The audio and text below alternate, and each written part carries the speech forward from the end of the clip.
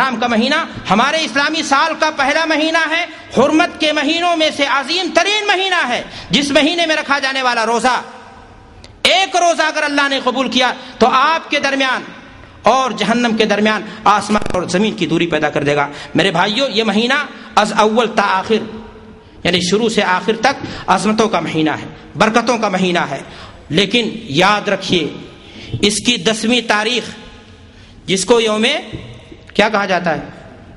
عاشورہ کہا جاتا ہے، یہ خصوصیت کے حامل ہے۔ اس تاریخ کا روزہ ابتدائی اسلام میں فرض تھا۔ صحابہ کرام رضوان اللہ علیہم اجمعین، خود ذات رسالت مآب صلی اللہ علیہ وسلم رمضان کی 10 تاریخ یعنی عاشورہ کا روزہ پابندی کے ساتھ رکھا کرتے تھے، لیکن جب سن 2 ہجری میں رمضان کا روزہ کیا ہو گیا؟ فرض ہو گیا، تو عاشورہ کے روزے کی فرضیت ساقط ہو گئی، اور اس دن کے روزے کا صرف کیا رہ گیا باقی؟ استحباب باقی رہ گیا۔ اور اس مفہوم کی تائید ایک حدیث سے ہوتی ہے، حضرت عبداللہ ابن عمر رضی اللہ تعالی عنہ کی حدیث ہے، وہ بیان کرتے ہیں کہ اہل قریش جاہلیت کے زمانے میں بھی اسلام سے پیشتر اہل قریش عاشورہ کے دن روزہ رکھتے تھے، اور فرضیت رمضان سے قبل حضرت عبداللہ ابن عمر رضی اللہ تعالیٰ عنہ بیان کرتے ہیں کہ رسول صلی اللہ علیہ وسلم اور دیگر مسلمان بھی روزہ رکھتے تھے، لیکن جب رمضان کا روزہ فرض ہو گیا تو بیان کرتے ہیں صحابی رسول کہ اللہ کے رسول نے فرمایا کہ اے لوگو، عاشورہ اللہ کے ایام میں سے ایک محتم بالشان دن ہے، 10ویں محرم اللہ کے ایام میں سے ایک ایسا دن ہے جس کا کیا کیا جانا چاہیے؟ اہتمام کیا جانا چاہیے۔ جو لیکن اب اس دن کا روزہ فرض نہیں ہے، جو چاہے اس دن کا روزہ رکھے اور جو چاہے اس دن کا روزہ نہ رکھے۔ افسوس کی بات ہے میرے بھائیوں، عاشورہ محرم کی شرعی حیثیت یہ تھی، لیکن لوگ آج ہمارے معاشرے میں عاشورہ محرم کو جانتے ہیں کس سے؟ شہادت امام حسین رضی اللہ تعالیٰ عنہ۔ بلا شبہ اللہ کے رسول صلی اللہ علیہ وسلم کی وفات اور رحلت کے 50 سال بعد کربلا کی سرزمین میں اسی تاریخ کو یہ عظیم ترین واقعہ امام حسین رضی اللہ تعالیٰ عنہ کی شہادت کا پیش آیا، لیکن اس واقعے کے پیش آنے سے پہلے اس 10ویں محرم کی تاریخ کی شرعی حیثیت متعین ہو چکی ہے۔ اللہ کے رسول صلی اللہ علیہ وسلم نے اس دن کے بارے میں بتایا دیا ہے۔ ابو ہریرہ رضی اللہ تعالیٰ عنہ حدیث بیان کرتے ہیں کہ اللہ کے رسول صلی اللہ علیہ وسلم نے ارشاد فرمایا، افضل الصیام بعد شہر رمضان صیام شہر اللہ المحرم، کہ رمضان کے بعد افضل روزہ اللہ کے مہینے محرم الحرام کا روزہ ہے۔ مسند احمد اور ترمذی وغیرہ میں بھی یہ روایت پائی جاتی ہے۔ میرے بھائیو اور دوستو، معلوم یہ ہوا کہ نفلی روزہ رمضان کے بعد جس مہینے کا روزہ افضل ہے سب سے زیادہ، وہ مہینہ کون سا ہے؟ محرم الحرام کا مہینہ ہے، اور محرم الحرام کی 10ویں تاریخ کا روزہ یہ زیادہ ہی اہمیت کا حامل ہے۔ حضرت ابو قتادہ رضی اللہ تعالیٰ عنہ ارشاد فرماتے ہیں کہ اللہ کے رسول صلی اللہ علیہ وسلم نے ارشاد فرمایا،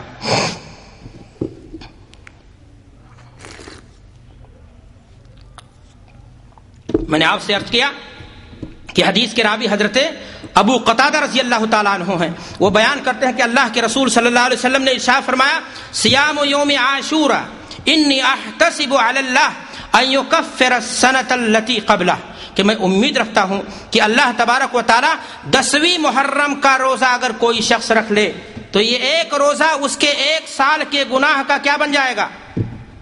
بولیے، کفارہ بن جائے گا۔ میرے بھائیوں، روزہ ایک، گناہ 1 سال کے، اللہ اکبر، 1 سال جو ہم نے صغیرہ گناہ کیے ہیں، اللہ تبارک و تعالیٰ ایک روزے کی بدولت ان گناہوں کو مٹا دے گا۔ ایک غلطی پر اگر قیامت کے دن اللہ نے گرفت کر لی تو جانتے ہیں کیا ہوگا؟ ایک غلطی بھی اگر مؤاخذ ہو گئی، اللہ نے گرفت کر لی، تو ہمارا کام کیا ہو جائے گا؟ خراب ہو جائے گا۔ کوشش کریں، فرصت کے لمحات جب ایسے ملیں، چانس ایسے ملیں، تو اپنی غلطیوں کو، انسان کل بنی آدم خطا وخیر الخطائین توابون، التوابون، آدم کی اولاد سے غلطی انسانی تقاضے کے مطابق ہو جاتی ہے۔ کوئی یہ کہے کہ مجھ سے غلطی نہیں ہوتی، یہ بہت بڑی غلطی ہے۔ سب سے بڑی غلطی یہی ہے کہ انسان کہے کہ مجھ سے غلطی نہیں ہوتی۔ ہر پل انسان گناہوں میں ڈوبا ہوا ہوتا ہے، لیکن ایسے پل جب آئیں جو 1 سال کی گناہوں کا کفارہ بنے تو اس پل کو انسان کو میرے بھائیوں نہیں ضائع کرنا چاہیے۔ حدیث رسول ہے، نبی کریم صلی اللہ علیہ وسلم عاشورہ کا روزہ اتنے شوق اور چاہت سے رکھتے تھے، آپ صلی اللہ علیہ وسلم ایسا شوق فرماتے تھے اس کا کہ جتنا شوق رمضان کے روزے کے بعد اور کسی مہینے کے روزے کا نہیں ہوتا تھا۔ امام بخاری نے حضرت عبداللہ بن عباس رضی اللہ تعالیٰ عنہ سے روایت بیان کی ہے کہ میں نے اللہ کے رسول صلی اللہ علیہ وسلم کو کسی دن کے روزے کے متعلق اتنا پرشوق نہیں پایا جتنا عاشورہ اور رمضان کے روزوں کے متعلق پایا۔ میرے بھائیوں اور دوستو، آپ صلی اللہ علیہ وسلم عاشورے کے روزے کا اتنا اہتمام کرتے تھے اللہ کے رسول صلی اللہ علیہ وسلم کہ اگر کسی شخص نے بے خبری میں کچھ کھا پی لیا ہو تو اسے حکم دیتے تھے کہ بقیہ دن روزہ رکھو۔ حدیث بخاری کی سلمہ ابن الاکوع رضی اللہ تعالیٰ عنہ حدیث کے راوی ہیں، وہ بیان کرتے ہیں کہ اللہ کے رسول صلی اللہ علیہ وسلم نے قبیلہ اسلم کے ایک شخص کو حکم دیا کہ جاؤ لوگوں میں یہ منادی کر دو، اعلان کر دو، کس بات کا؟ کہ جس نے بے خبری میں نہیں جان سکا، جیسے مثال کے طور پر اسی سال کا معاملہ کنفیوژن کا تھا یا نہیں؟ آج بتاؤ محرم کی کون سی تاریخ تھی؟ کون سی تاریخ تھی ساتھیوں بتاؤ؟ اور کیلنڈر میں کیا ہے؟ ہاں، اس کا مطلب دلیل کیا ہوتا ہے؟ دین کی دلیل ہو تو مقدم ہے نا، چاند یہ حتمی ہے نا۔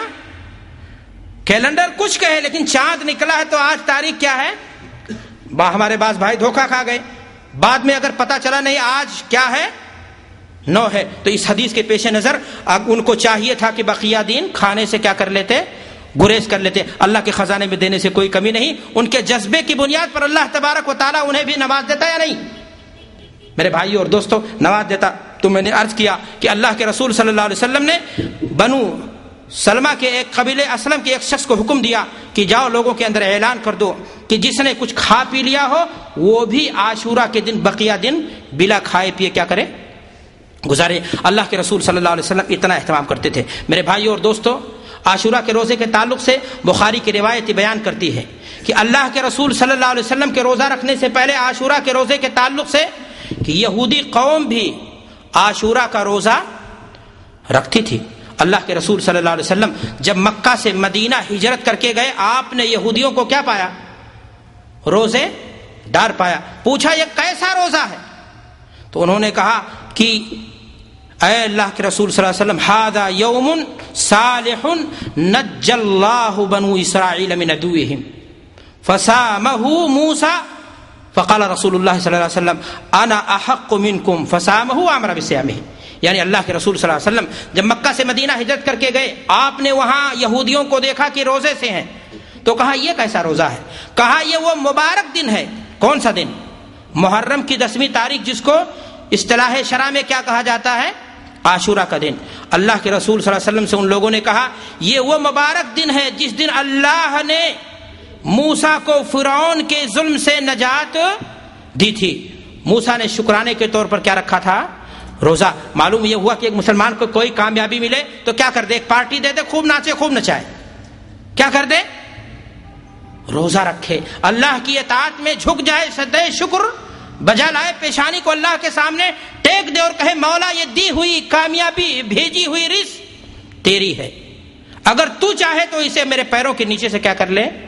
کھینچ لے۔ ہر حال میں مسلمان کس سے جڑتا ہے؟ بولو، اللہ کی چوکھٹ سے۔ لیکن آج کا مسلمان پریشانی کی گھڑی آئے تو کس سے جڑتا ہے؟ بابا کے آستانے سے۔ اور خوشی بھی آئے تو کہاں جا کے پہنچتا ہے؟ کسی قبر اور کسی آستانے پر جا کر کے وہاں کیا کرتا ہے؟ اور آج کا ماڈرن مسلمان کسی 5 اسٹار ہوٹل میں پہنچ جاتا ہے اور وہاں جاتا ہے، اللہ کی دی ہوئی روزی کو جو حلال طریقے سے اس کے پاس ہے اس کو اللہ کے دشمنوں کو کھلا کر کے ان کو خوش کرنے کی کیا کرتا ہے؟ کوشش کرتا ہے۔ میرے بھائیو اور دوستو، میں عرض یہ کر رہا تھا کہ اللہ کے رسول صلی اللہ علیہ وسلم کو ان لوگوں نے بتایا کہ یہ وہ مبارک دن ہے جس دن اللہ نے موسیٰ کو نجات دی تھی، انہوں نے شکرانے کے طور پہ روزہ رکھا تھا۔ تو اللہ کے رسول نے فرمایا کہ انحن احق منکم، کہ ہم موسیٰ سے قرابت رکھتے ہیں، وہ ہمارے نبی بھائی تھے، ہم بھی شکرانے کے طور پر کیا رکھیں گے؟ روزہ رکھیں گے۔ اللہ کے رسول صلی اللہ علیہ وسلم نے روزہ رکھا اور صحابہ کو بھی روزہ رکھنے کی اللہ کے رسول نے کیا کری؟ تلقین فرمائی۔ لیکن جیسا کہ میں نے آپ سے عرض کیا کہ مذہب اسلام کی ہمیشہ سے یہ کوشش رہی، اللہ کے رسول صلی اللہ علیہ وسلم کی ہمیشہ سے یہ کوشش رہی کہ کسی بھی معاملے میں مسلمان یہود و نصارہ کی تقلید نہ کرے۔ قبلہ کیوں تبدیل ہو گیا؟ قد نرى تقلب وجهك في السماء فلنولينك قبلة ترضاها. اللہ اکبر. اللہ کے رسول صلی اللہ علیہ وسلم ابتدائی دور میں کدھر نماز پڑھتے تھے؟ کدھر رخ کر کے؟